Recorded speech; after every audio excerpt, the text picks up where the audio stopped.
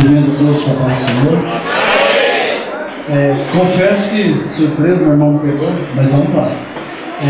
Não trouxe a Bíblia, porque eu queria falar de mim mesmo com meu pai, né?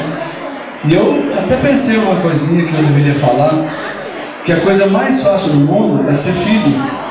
Por que ser filho? Você sendo filho, a última palavra não é a sua. Existe uma parede que se chama pai, né?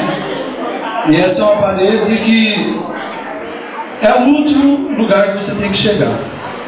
E aí, quando o problema é financeiro, pai, o que eu faço? Pai vai lá, filho, posso fazer tal coisa por você. Valeu, pai, obrigado. É doença, pai, o que eu faço?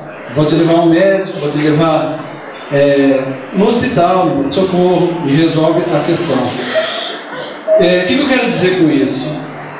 Que todos aqui são filhos, alguns talvez não tiveram tanto contato com o pai, mas eu, sinceramente,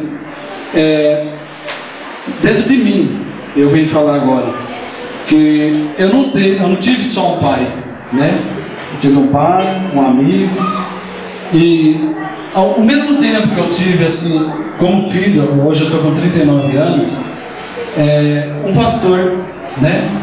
Um pastor que me ensinou o que eu deveria ser e deixou livre. Filho, o certo é isso, o errado é aquilo. E todas as vezes que eu tinha dúvida, eu chegava, pai, e aí? Na resposta dele eu acertava. Quando eu não chegava, eu sempre errei. Sempre errei.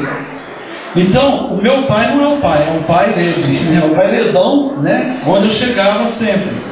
Porque é a coisa mais fácil. Hoje eu sou pai, tá aí meus dois filhos, a Mosé e a Mos Patrick, né? Mas hoje, às vezes, com 40 anos quase, erro mais do que quando ele estava lá na casa dele. E aí eu pego, mas peraí, era mulher que não errava porque eu tinha um pai, né? Presente ali comigo. Então as atitudes minhas não condiziam com aquilo que eu deveria fazer, e sim com aquilo que eu queria fazer, e sim com aquilo que eu deveria fazer. E o dever de fazer é diferente de querer. Quando você quer, nem sempre deve. Mas quando você deve, é porque você tomou a atitude acertada. Então o que eu quero dizer? É simples chegar, né? Pai, o que eu faço? Um filho chega e fala, pai, o que eu faço? Mas na sabedoria de um pai, o caminho do filho para o resto da vida se estende. Ele que escolhe. Eu escolhi o meu. E como o pastor Geraldo falou, não é 10%, né? Muito obrigado, pastor. Deus te abençoe. Mas eu, como filho, eu acho que não chega a 5, a 1, a 2. Por quê? Estou falando muito, né? Mas já estou terminando. Obrigado. A questão é a seguinte. Hoje, eu estou na igreja, uma igreja que foi fundada no próximo mês, fazendo agora 47 anos. Eu ainda não era nascido, né? E Deus aprove esse dia de hoje. Eu não sei o ano que vem. O que eu tenho de experiência é que meu pai é doente. Hoje, né, todos veem a doença que tem no corpo dele. Mas olha só, isso fazem 17 ou 18 anos. E para surpresa nossa, é triste, mas eu tenho que falar.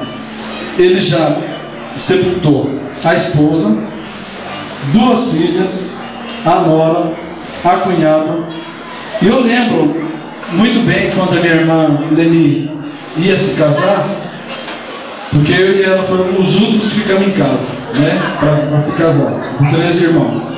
E ele falou, filha, mora comigo, cuida de mim, até o dia que Deus me recolher e recolher sua mãe, porque você é a última filha em casa. Irmãos, ele está aqui e faz 2 anos que ela está sepultada. Mas hoje é dia da alegria. Quero que todos, se pudesse sentir, dar uma salva de palmas para meu pai, que completa 82 anos de vida. E quero convidar minha esposa Gislaine para cantar um.